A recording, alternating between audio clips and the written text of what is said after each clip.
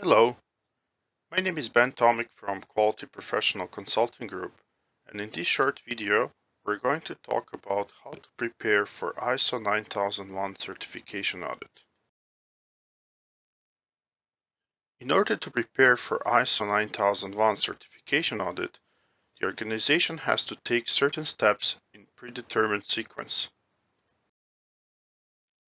These steps are, first of all, the organization has to familiarize itself with ISO 9001 standard, then to perform gap analysis, then to determine the scope of the quality management system, then to determine required processes, then to develop quality management system documentation, then to train personnel and implement quality management system documentation, then to establish quality objectives and key performance indicators, then to plan and perform internal audit activities, then to conduct corrective actions and improvement initiatives, then to perform data analysis, then to complete management review, and finally to perform readiness review before actual certification audit.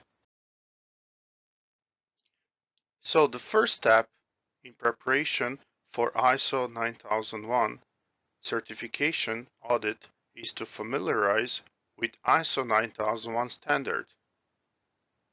It is necessary to understand quality management principles that ISO 9001 standard is based on, to understand process approach, to apply plan, do, check, act or PDCA cycle, to apply risk-based thinking, and to understand ISO 9001 standard requirements and their practical applications. The next step is to perform gap analysis. What is a gap analysis? Gap analysis is a tool to compare the current state of quality management system to desired state of quality management system according to ISO 9001-2015 requirements. In simple words, to identify the gap between the current state of quality management system and the desired state of quality management system. This is the example of gap analysis checklist. It shows the clause of the standard on the far left side and the gap analysis question or standard requirement.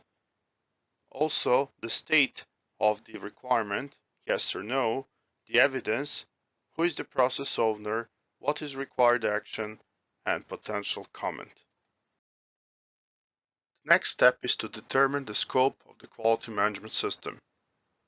The organization needs to define the boundaries of its quality management system so they can help the organization to meet requirements and to achieve intended results.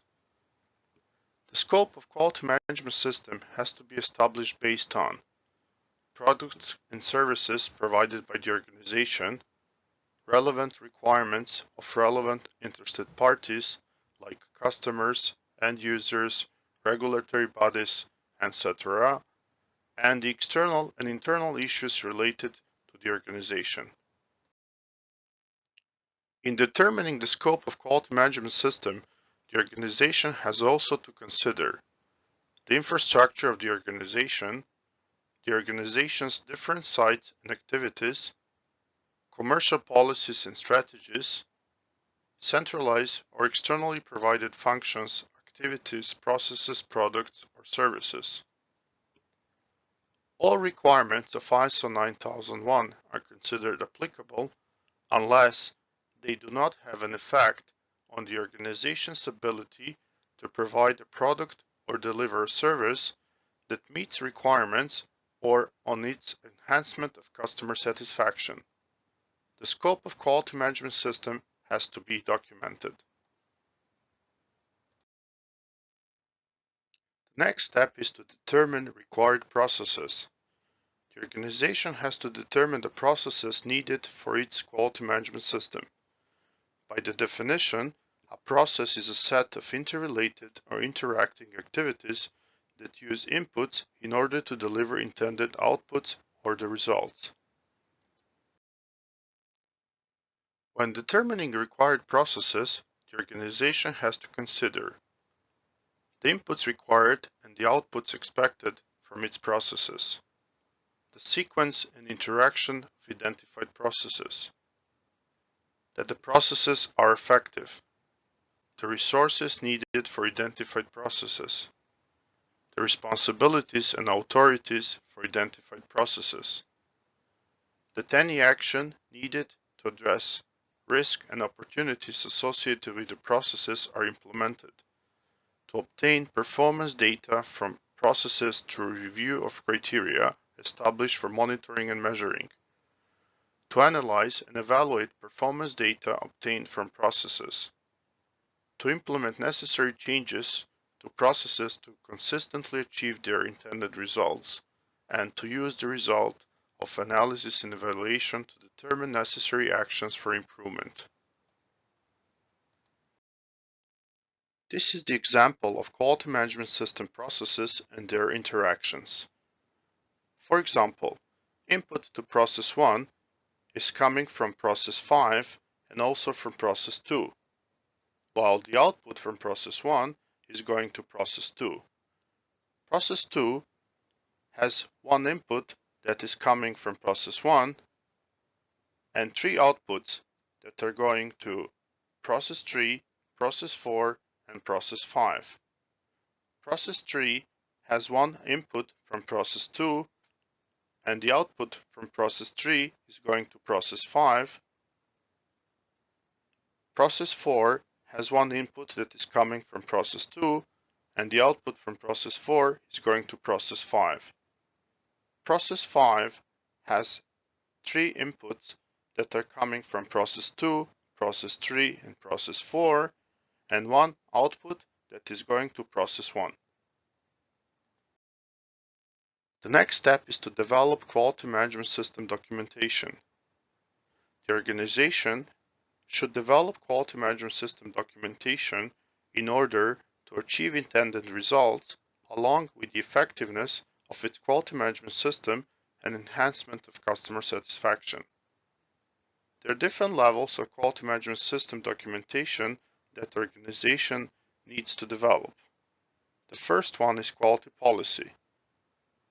The second one is quality manual, which is optional according to ISO 9001-2015, then quality or standard operating procedures, then working instructions, which are also optional, then forms or checklists, and then finally records or the evidence of performed processes. This diagram shows quality management system documentation pyramid. The top document is quality policy, then quality manual, then quality or standard operating procedures, then working instructions, then forms or checklists, and the bottom portion is records or evidence of performed processes. The next step is to train personnel and implement quality management system documentation. The affected personnel needs to be trained according to established quality management system documentation. The training has to be effective or to produce desired results, which means that personnel involved in certain processes understands applicable documentation, procedures, or forms, and they are ready to use them. Implementation of quality management system documentation means putting it into practice. The next step is to establish quality objectives and key performance indicators. Quality objective is objective related to quality. Quality objectives have to be based on the organization's quality policy. The quality objectives are the main method used by the organization to focus the goals from the quality policy into plans for improvement. Quality objectives are the requirement of ISO 9001-2015 standard. How to create quality objectives? The most effective way to create quality objectives is to use SMART approach. SMART is an acronym that provides criteria in the setting of objectives. S stands for specific, to target a specific area for improvement. M stands for measurable, to quantify a key performance indicator of progress. A stands for assignable, to specify who is responsible for certain objective. R stands for realistic, to state what results can realistically be achieved given available resources and constraints. And T stands for time limited, to specify when the results can be achieved. This is the example of one quality objective. The goal is number of non-conforming products. The target is equal or less than 1%. Resources needed are procedures, personnel, and equipment. Responsibility is assigned to quality manager. Estimated date for completion is fourth quarter of 2018, and status of quality objective is complete. Quality objectives are dictating key performance indicators. A key performance indicator, or KPI, is a measurable value that demonstrates how effectively a company is achieving its quality objective. The organization uses KPIs to evaluate its success at reaching established targets. This is the example of one key performance indicator. Based on quality objective that number of non-conforming products should be equal or less than 1%, we could develop applicable key performance indicator to monitor non-conforming parts. In the below table, over the course of the year, we could monitor the total number of non-conforming parts for the particular month, along with the total number of process parts for the particular month, and to express non-conforming parts in the percentages along with achieved quality level.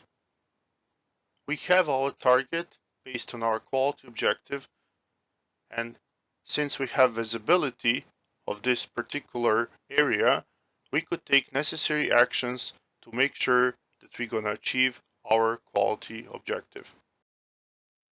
The next step is to plan and perform internal audit activities. Internal audit is an independent and objective activity designed to assess the degree of conformance of a process or system to the requirements placed on that process or system, and can be a trigger for improving the organization's operations.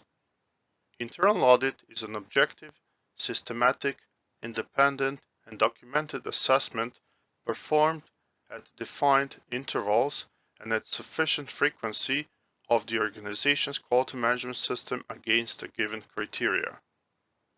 Internal audit helps an organization to accomplish its objectives by bringing a systematic, disciplined approach to evaluate and improve the effectiveness of its processes. The purpose of the internal audit. The purpose of internal audit is to verify compliance and to initiate continual improvements. To provide factual, unfiltered information to the top management in order to improve quality management system, to benefit the organization, and to assure compliance and to assess the effectiveness and efficiency of the processes. The characteristics of the internal audit. Internal audit is based on the principle that if the organization takes a disciplined, structured look at a part of the overall system or process, the degree of conformance of the entire system or process can be accepted. Internal audit is based on sampling like any other audit. Internal audit has the ability to add a value to the organization. Reasons to perform internal audit. Internal audits are required by ISO 9001-2015 standard. The organization can learn whether it is compliant with standard requirements and its own processes. Most companies use the internal audit program to maintain a standard of compliance. Internal audits give to the organization the opportunity for continual improvements. In this diagram, it is shown the effective internal audit process. The first step is to plan internal audit activities. The second step is to conduct internal audit. The third step is to report internal audit results. And the final step is to follow up. The next step in preparation for ISO 9001 certification is to conduct corrective actions and improvement initiatives. Corrective action is an action to eliminate the cause of a nonconformity and to prevent recurrence. Corrective action is a set of taken actions that improve an organization's processes by eliminating the causes of nonconformities or other undesirable conditions. Preventive action is an action to eliminate the cause of a potential nonconformity or other potential undesirable situation. Corrective action is taken to prevent recurrence, while preventive action is taken to prevent occurrence. There can be more than one cause for nonconformity. Corrective action is ISO 9001-2015 standard requirement. The idea behind corrective action is to discover the root cause of the problem and to take required steps to eliminate it. If corrective action is not effective, the problem will reoccur again or it will cause similar problems. The next step is to perform data analysis. Data analysis is a process of inspecting, scrubbing, transforming, and modeling data with the goal of discovering useful information, informing conclusions, and supporting decision making. In modern business, data analysis is playing a role in making decisions more scientific and helping the business to achieve effective operation. All decisions have to be made based on facts, therefore, data analysis helps the organization to establish or correct its strategic direction and achieve its quality objectives. The next step is to complete management review. Management review is a structured meeting that has to take place at planned intervals to discuss the effectiveness of the quality management system and to take necessary actions to correct it when necessary. The purpose of management review is to review information on the performance of the quality management system in order to determine if it is suitable, does it still fit its purpose, adequate, is it still sufficient, or effective, does it still achieve the intended results. The output from management review should be the list of improvement actions with assigned responsibilities and target dates. And the last step in preparation for ISO 9001 certification is to perform readiness review. Readiness review is a final step before certification audit. The purpose of the readiness review is to assure that quality management system is effective and meets its quality objectives. Also, idea of readiness review is to correct small deviations discovered in quality management system. During readiness review, the organization should plan activities related to certification audit, including all involved personnel. Thank you for watching this video, and if you want to stay informed about this particular matter, please do not forget to subscribe to our channel.